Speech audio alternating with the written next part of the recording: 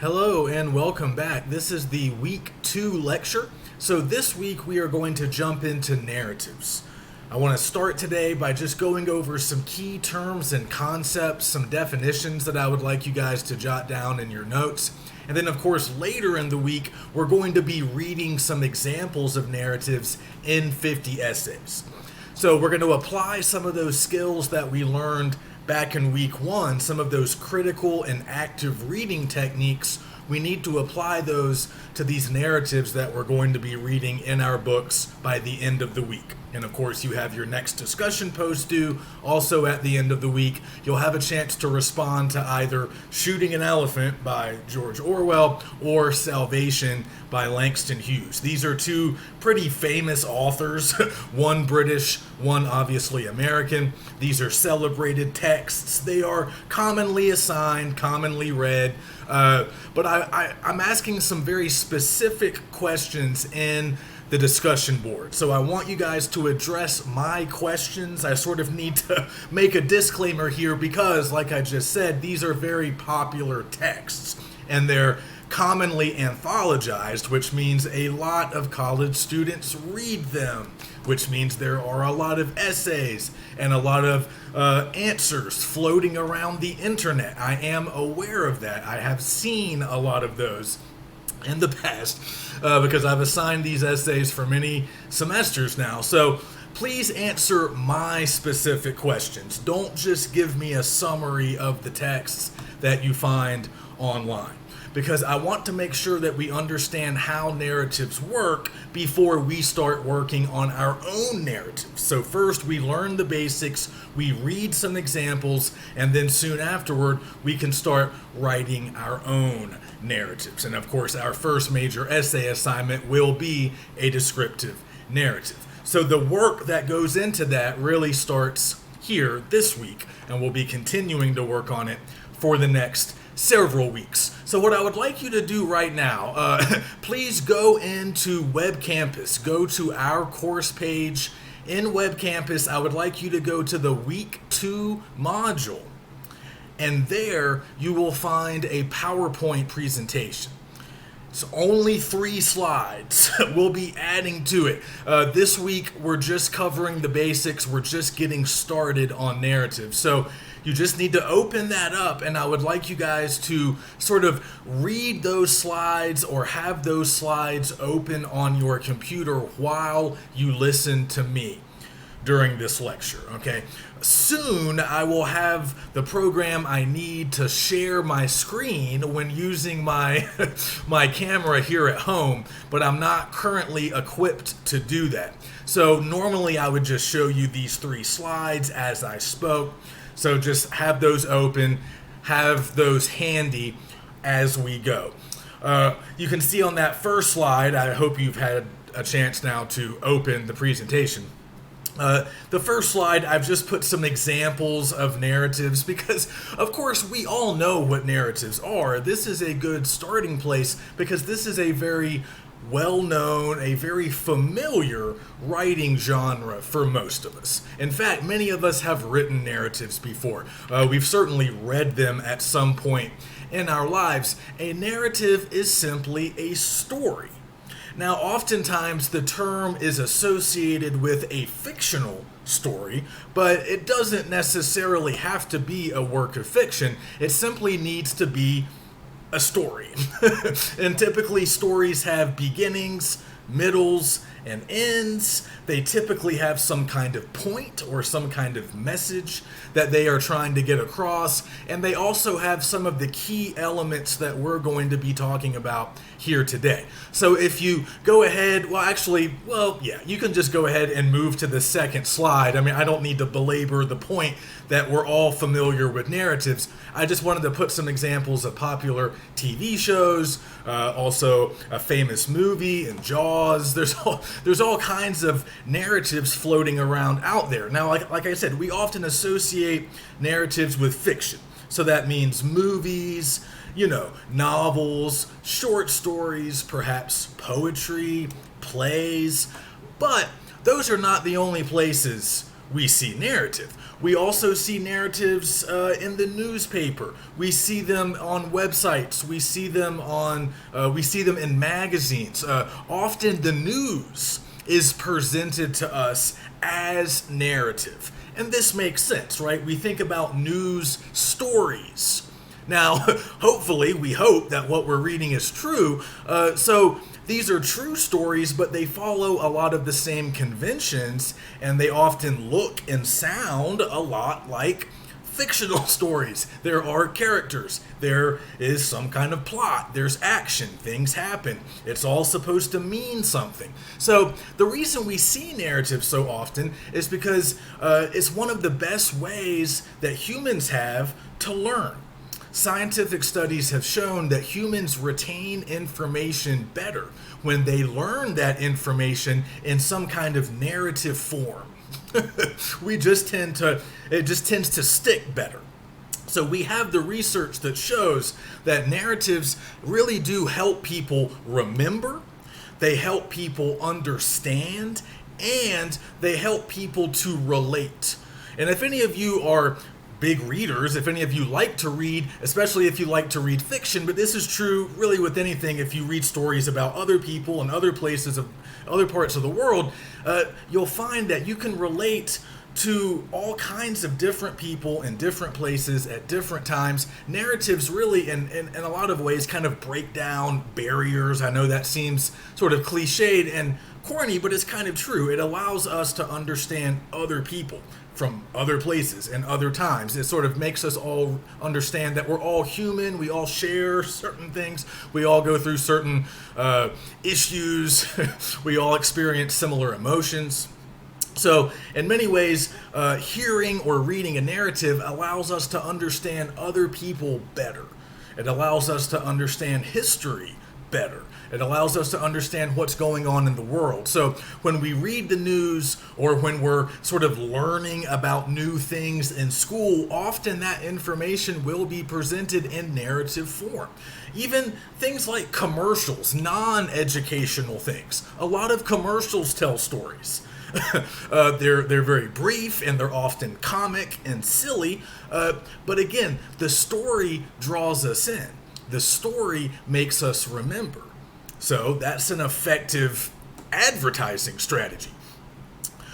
We even tell each other stories all the time. Often when we talk to one another, we talk in narrative form. What did you do this weekend?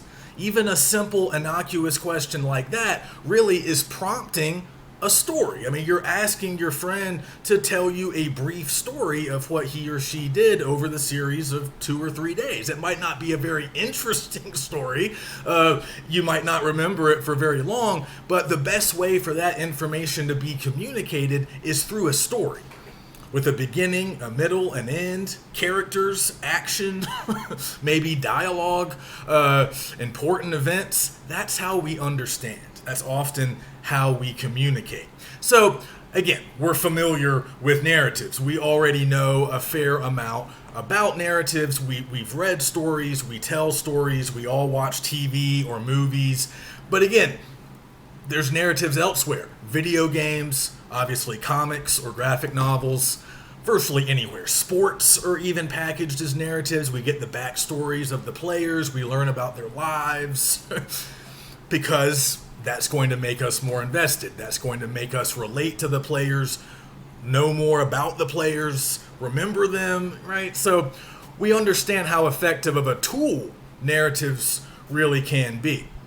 So before we go through those key elements, you can go ahead and move to the second slide now if you haven't already. We'll go through all of those key terms in a moment, but first I want you guys to check out another thing in the Week 2 module. I posted this earlier today being Tuesday of Week 2. I posted this video. It's a short little segment from a longer show from this guy Rick Steves, who's I don't know, some kind of an archaeologist or something, but this is a really interesting little thing about prehistoric cave paintings. And this might seem like a strange thing for us to be talking about, but I actually want you guys to watch the video, and I think you'll understand what I'm getting at. So the point I'm making here is that these early cave drawings that were created by prehistoric man are some of the earliest examples of narrative. These are stories. These are perhaps the earliest known existing forms of human storytelling. Obviously, these prehistoric people, they didn't have a written language, at least not that we're aware of. So we all know about cave paintings. We know they had sort of an art form even in these early days, but I want you guys to actually look at some of the pictures, and I also wanted to just show you about I wanted to play you a 1-minute clip from this longer video so you can watch the whole thing when you get a chance. And I know you can't see anything. I'm not sharing my screen right now, but you should be able to hear it. And of course, you can be watching on your own device as well. But I just want to play you about a minute. This starts at the 1-minute 15-second mark. So our guy Rick is taking us inside this cave complex in southern France called Lascaux. And I want you to hear what the French tour guide is saying. I want you to hear his explanation of these particular cave drawings. Then we are in the auction room, the most spectacular room of Lascaux. It's a sacred place. We don't live in a church. They never lived in the caves.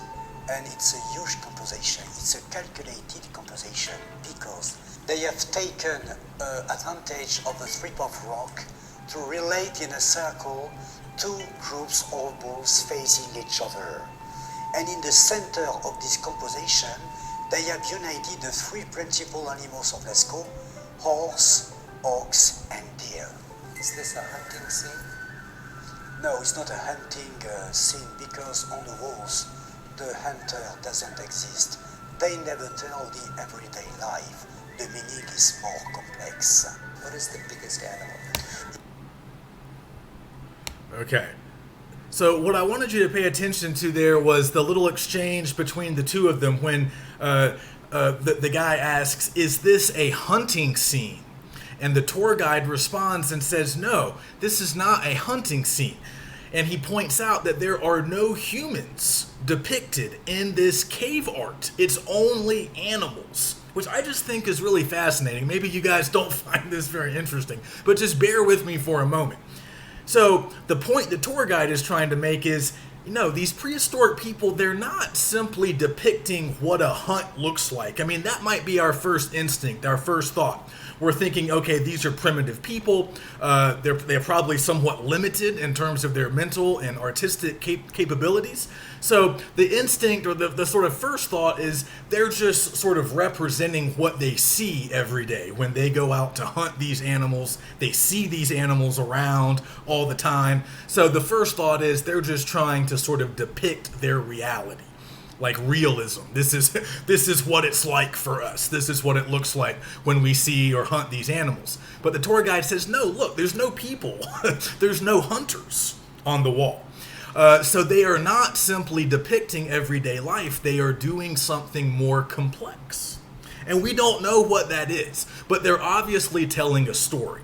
And the tour guide points out that they're taking advantage of all these different contours of the rock and the different surface levels to sort of create this complex scene where there are two groups of bulls facing one another.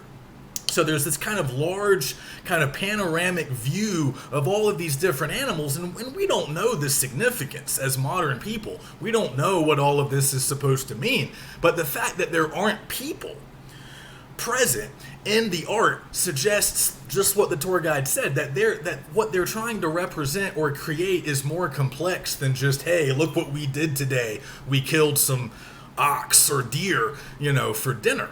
So that's just really interesting to me. And if you guys are interested in cave painting and how it sort of unlocks the beginning of the human imagination and human storytelling as we know it, I recommend a film called The Cave of Forgotten Dreams. And it is just as out there as the title would suggest. It's directed by this pretty famous German filmmaker named Werner Herzog. And his film crew goes to a cave that's similar to Lascaux, where we are here in this video, but the one that Herzog goes to is even cooler because it was discovered in 1994. It's in the same part of France, the same general area of France where these like limestone cliffs are or whatever. But in 94, there was this giant rock slide and it unblocked this cave that had been sealed shut since the Ice Age. Literally. So not only had no humans gone in there since the Ice Age, we're pretty sure animals couldn't even get in there. Like they find bones of like saber-toothed tigers or like the cave bear, like all of these long extinct animals. Just to sort of indicate how old this place really is. So anyway, long story short, you guys don't want to hear all about this, but they find similar cave art, similar to what we're seeing here. But Herzog shows us more of it, and he kind of picks up this idea that, wow, we're not really seeing any humans. So what does that mean? And he thinks that these prehistoric people were actually trying to tell the stories of their dreams. I don't know if that's true. How could we ever know? But they also find figurines, little carving statues, and some of those are of people, like pregnant women. They were probably used like in fertility rituals, part of their sort of ancient religion, we think. But anyway, this is art, and yeah, it's not writing. It's not what we're dealing with in class, of course. But if you watch this video or if you check out the Herzog movie, you don't have to watch that entire movie. It's pretty long. I just recommend watching some of the segments. It's actually available on YouTube. You can buy it or rent it on YouTube, but you can just watch some of the segments where they're walking around the cave just looking at the art, because it's really complex, it's really sophisticated.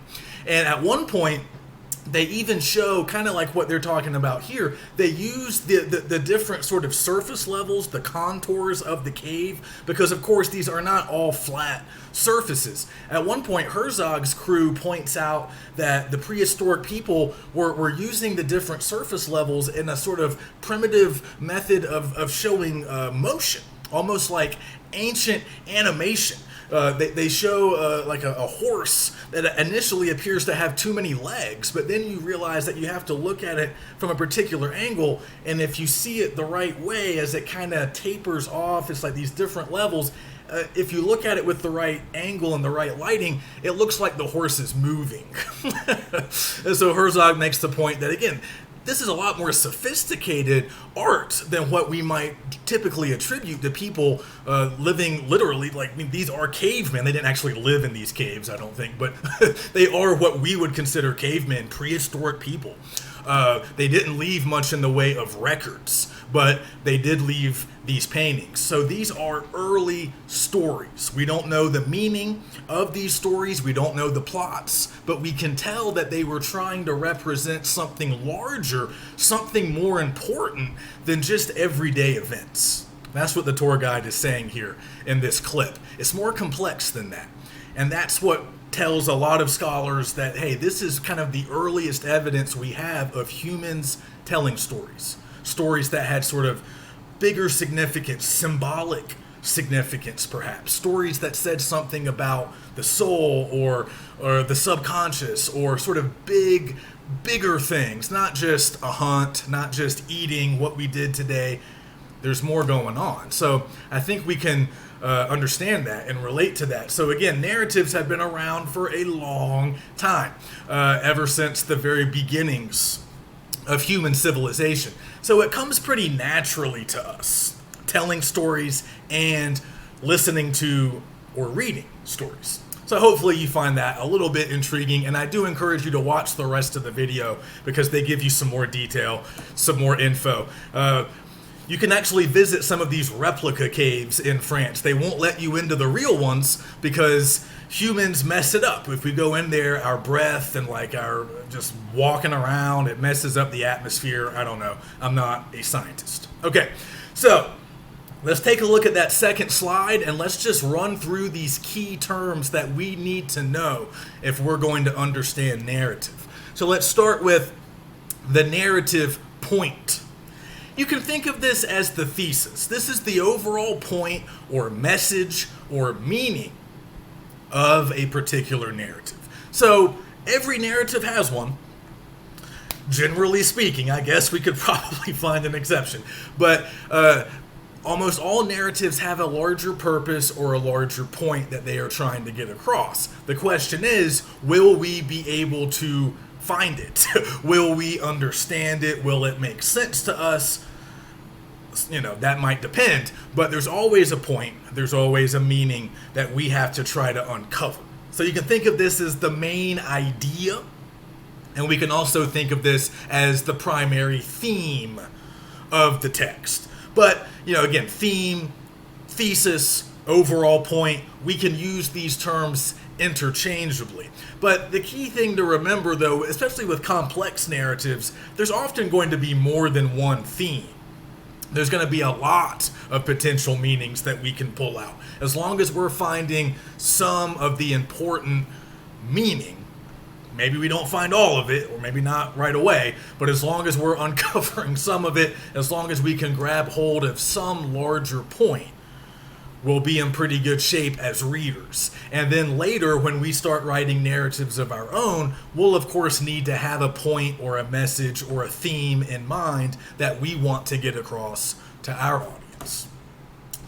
All right, so, and just keep in mind, just to kind of stick with that sort of interchangeable terminology, if you're thinking along the lines of a thesis, it might be helpful to remember that a lot of stories are trying to make an argument of some kind, not in the way of like an academic paper, but a lot of stories want us to feel a certain way. They want to make us think a certain way. So in some cases, they might want to, the author might want to persuade us.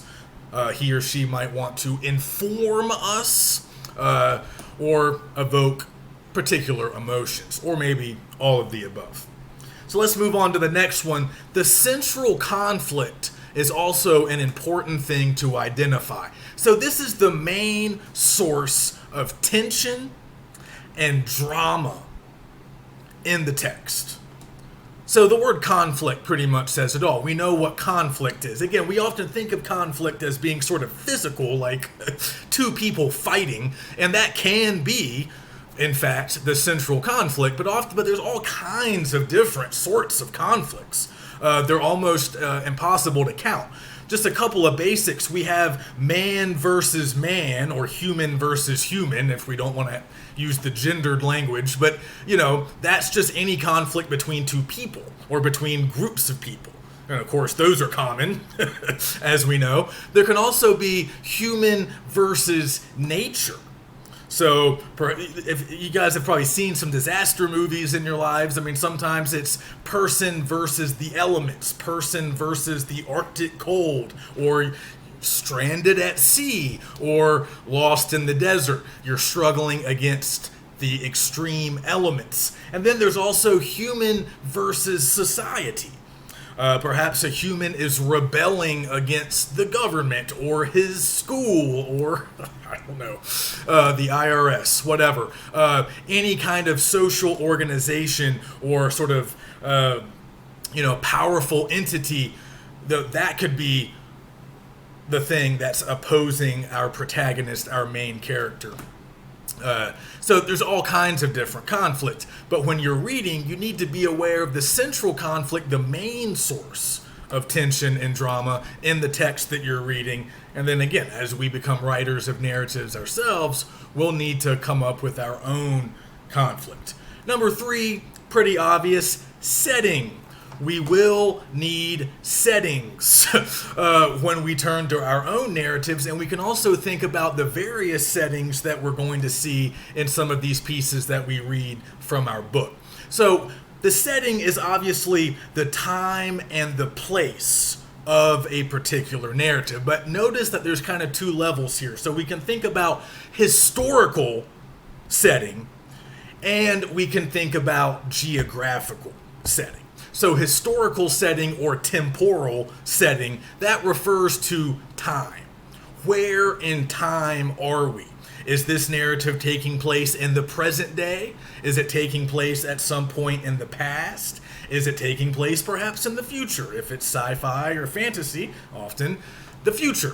So that's what we mean when we say temporal time or temporal setting or historical setting. Geographical setting is obviously more based on place. Are we in the US? Are we in Europe? What part of the world are we? And we can be as specific as we want to be. What city, state, city, county, whatever. Even physical spaces like somebody's house or a store.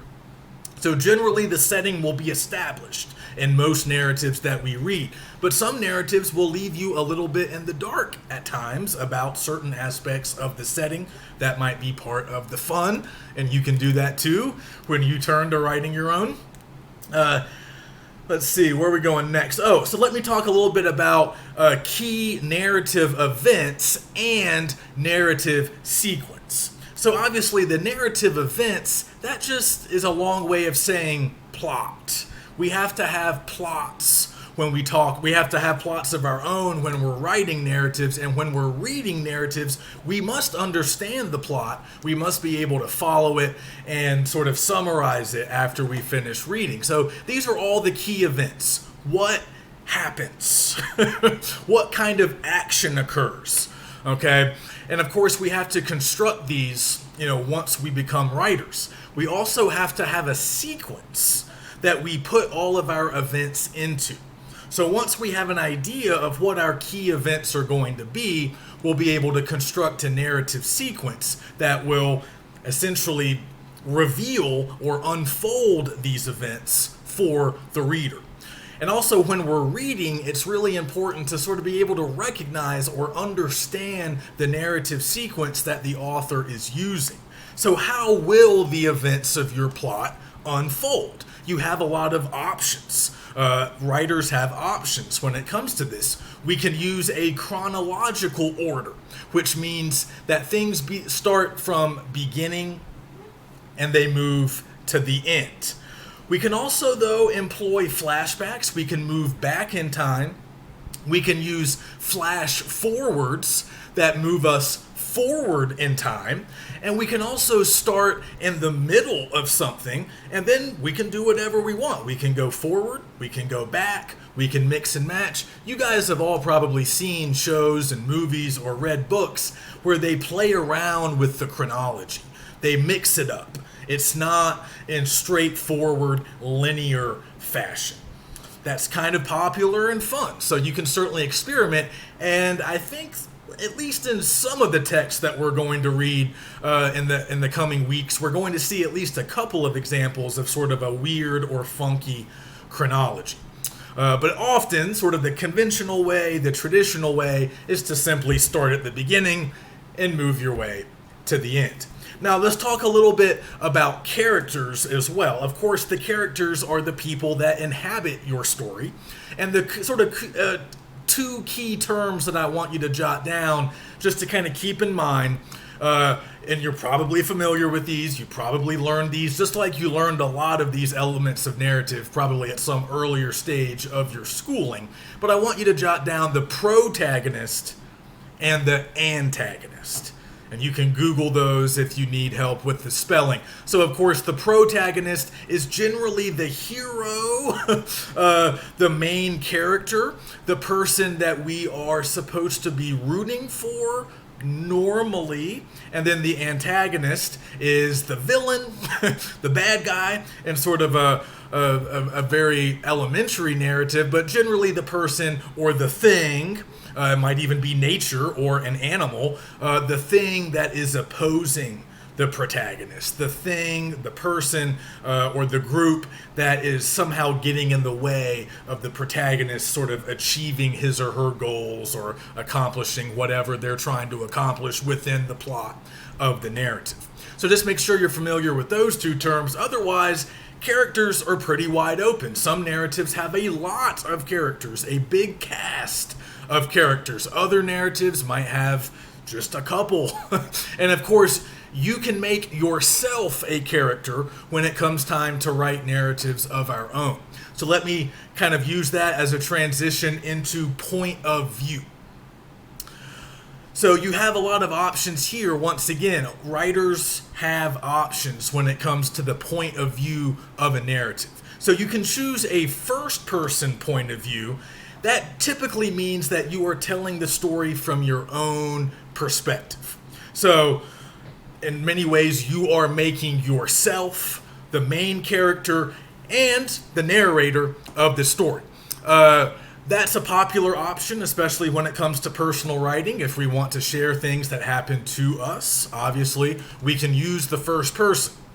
But if we want to sort of capture the perspective or the mental states of other characters, then we can use a different style of narration.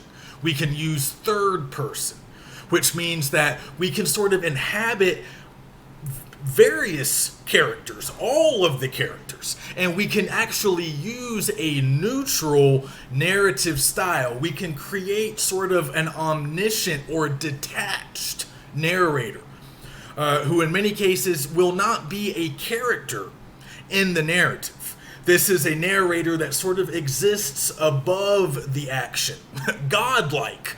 Sometimes we think of these narrators as omnipotent, omniscient, all-knowing. They know what every character is thinking. They're able to sort of get inside the minds of all of the different characters in the story. So again, you guys have seen examples of these different narration styles. When it comes time to work on our own narratives, just pick the style that you want to use. Like I said, first person is more personal. That means the pronoun I did this, I felt that. But you can also use that third person narrator who will often be omniscient, again, all-knowing, able to talk about all the characters. So then the pronoun would be he did that, John did this, Katie did that. So you have a little more versatility as a in the third person style. The first person style might be a little more direct and personal. So you have to make those decisions for yourselves. Now, in some cases, the third person narrator might not be omniscient. In other cases, the first person narrator might not necessarily be a character in the story. I mean, you get to really have a lot of different variations with these things. There's also a second person narration style, which would include the pronoun you. So instead of I did this or he did that, it would be you did this, you did that. Some writers use that one as well. So we can talk more about narrative style as we move along these next few weeks. We'll look at the examples that we see. The first couple of examples we're going to see will be in the first person. Both Orwell and Hughes are telling stories from their own sort of personal perspectives. So we'll notice that as we read later in the week. I also included dialogue on that slide in case you want to include the conversations that characters are having, the words that characters are speaking. That means dialogue. Not all narratives necessarily include dialogue, but that is certainly an option. And there are some other elements that we will be talking about next week. I just don't really want to overload you guys. These are the basics. These are some of the most important ones. So let's get these down and let's look for these when we read Orwell and Hughes. Let's kind of keep track, okay? What's the overall point? What's the central conflict? Think about the settings, and I have a little bit of info that I want you guys to look up so that you better understand the settings. And then we'll also think more about the plots and the narrative sequence. Characters, there are a few characters. They're mostly just Orwell and Hughes or versions of them, but there are some other characters. And also, next week, and particularly the week after, we'll be talking more about descriptive language detailed descriptions, a key part of narratives that we're going to be learning more about in the weeks to come. Okay, let me get a sip of water. And now let's tackle the final thing I wanted to do today. Well, there's actually two final things. So go ahead and flip over to your third slide, and I'll get to that in a moment. But what I want to do very briefly, since you guys are still on web campus, if you could check out the Michigan bottle deposit scam.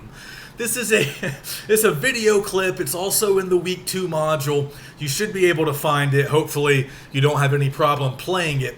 This is a clip from the very famous, popular sitcom from the 90s, Seinfeld. I know most of you are probably too young to have watched the show or to have any interest in the show, and it doesn't matter. The reason I picked this particular clip, it's not super funny, in my opinion, compared to a lot of other episodes and segments, but it's a self-contained narrative.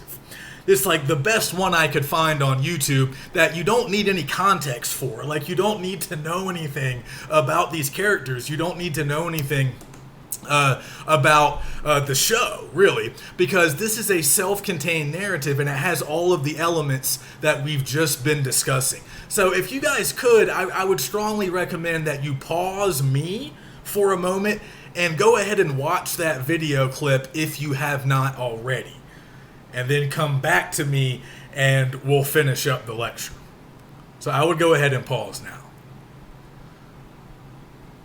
So hopefully you watched it. So let's just kind of go through each of the elements and point out sort of how it functions in that particular clip. Because again, the point I'm trying to make is that almost any narrative, it doesn't matter if it's goofy, if it's a sitcom, if it's serious, if it's a written text, or maybe even a work of visual art, almost all narratives have a lot of the same elements. And certainly when it comes to written texts and movies and shows, all of those narratives are kind of playing by the same set of rules. So if you start with the narrative point, okay, so what is the message or the meaning of this segment? Well, it's not profound, but obviously these two characters, Kramer and Newman, are trying to find a way to basically make money off of this sort of recycling plan that many of us are probably familiar with, where you are given 5 cents or, in the state of Michigan, 10 cents for bringing in an empty, soda bottle. So I don't know if you guys have ever had any experience with this, but when I was a kid, we used to actually do that. We would gather bottles and get some money. It was a way to make a little bit of money as a small kid who didn't have a job. So that's the point, right? The point is they are trying to pull off this scam, and Kramer has tried to do it before, but he couldn't figure out a way to make the cost work because it's too much money to get a truck and pay for all the gas. So whatever money you get from the bottle exchange, from the bottle deposit, doesn't really compensate for all the money that you've spent just to get out to Michigan. These characters are in New York. You might need to know that, if nothing else. So it's kind of a long drive. So they found a solution. Newman finds a solution. If they go on Mother's Day, he's a mailman, he gets a truck for free. So now they have a chance to actually make money. So they're trying to pull off a scam, a scheme. Okay, that's the point. Now, this is just one small segment of a larger episode. So there's a lot more going on in the episode, but this narrative itself can sort of function by its, on its own. So that's the point. They're trying to pull off this scheme that Kramer's tried and failed at before, and now they think they have a successful plan in place. So the central conflict is the fact that there's a problem with the money, right? The money that you get from the bottles isn't enough to make up, like I said, for the truck and the gas. So the conflict is presented at the beginning when Kramer explains all of this on the couch to Newman. And then Newman finds a way around it by realizing that Mother's Day is coming up and they can get this extra mail truck without having to pay for it. Okay, so the conflict is, how do we make it profitable? So notice that this is kind of a weird conflict. It's not man versus man, really. I guess it's sort of like man versus recycling, man versus state of Michigan. I don't know, man versus society. You might also consider it to be man versus man or human versus human, because in some, well, if you watch more of it, you know what happens. They sort of turn on each other, and this is sort of the story of greed and how greed can sometimes make people do strange things. But again, we don't even have to get into all of that. If you saw the whole episode, you would have a better sense of how this ends up. But even just for right now, the conflict is simply they want to get more money than what would ordinarily be possible. So even a conflict like that can fuel an entire narrative.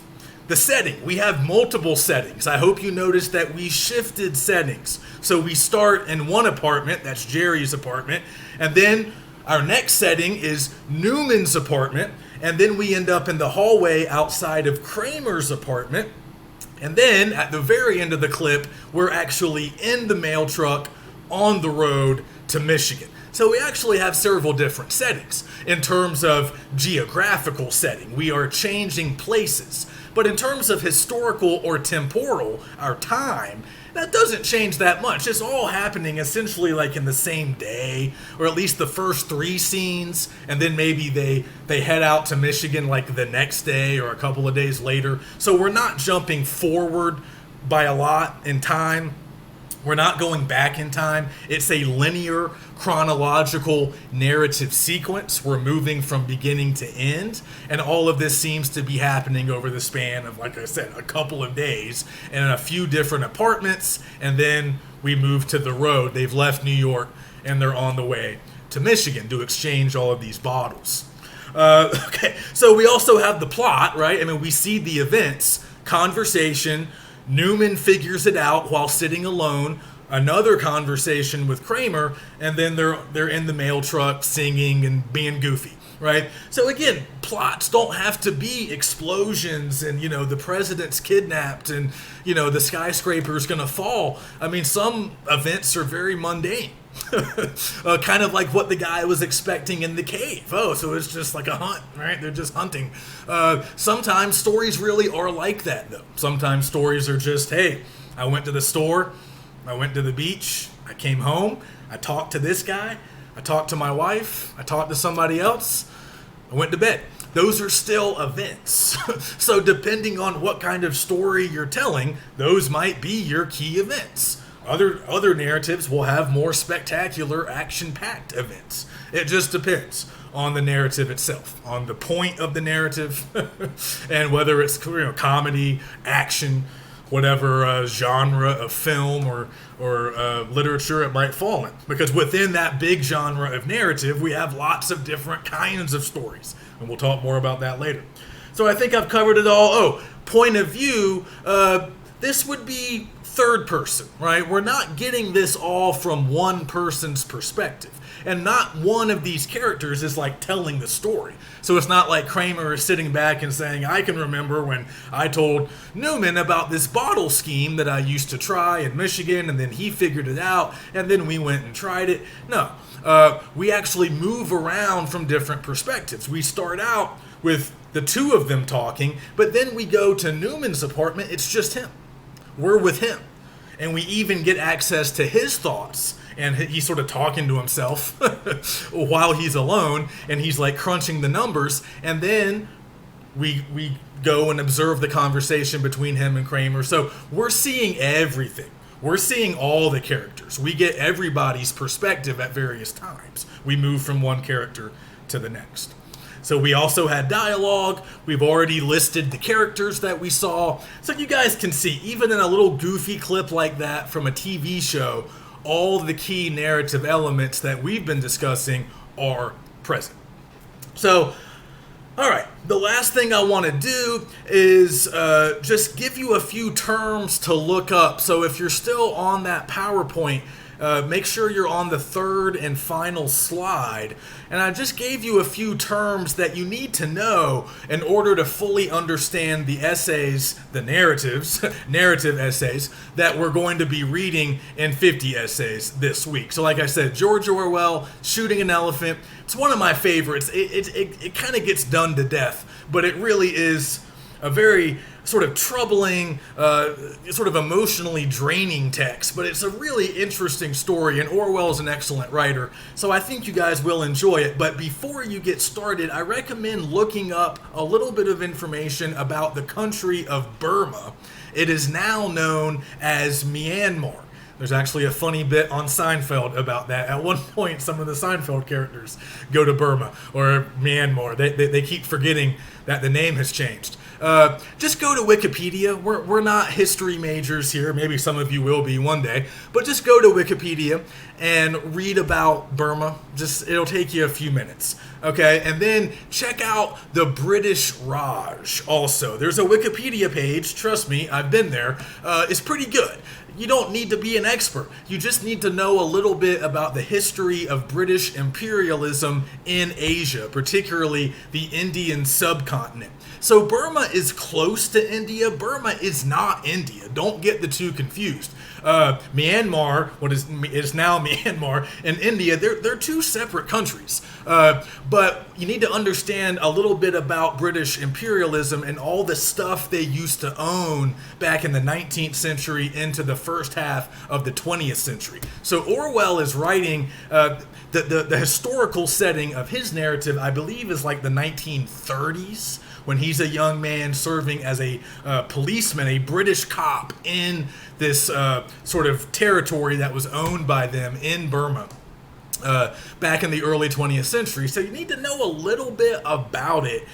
We know what colonialism is, I think, in a general sense. I mean, we know that we used to be British colonies too, so we can relate to what was going on in Asia and on the Indian subcontinent. But just get a little bit familiar with Burma and the history of the British presence in that part of the world before you start reading. And again, Wikipedia will give you everything you need to get ready. Also, you can look up the word sahib. That's a word that was very sort of particular to this region, this part of the world, this part of the British Empire. And of course, the Brits used to have a pretty big empire, as we know. Again, we used to be a part of it. So get a little bit familiar with those three terms before you jump into Orwell. And then before you read Hughes, just make sure you know what a religious revival is, like the kind that they have at church, because that's what's going on in the Hughes story. And it's important that you just know a little bit. Again, you can read a definition or maybe read up a little bit if you can find more in a Google search, just before you start reading Salvation. So read those two pieces. Don't worry. They are in both the 5th edition and the 6th edition. So you don't have to worry about which edition you have. I've already updated the reading list. So in the weeks to come, I will give some alternative reading assignments for those of us who have the 6th edition. But this week, we don't have to worry about that. We're all reading the same stuff. So just check out all the videos I've posted. The PowerPoint's there if you need it later. If you have any questions, let me know, and I look forward to reading your next discussion post, and I'll have your first discussion post graded by the end of the week. Okay, see you next time.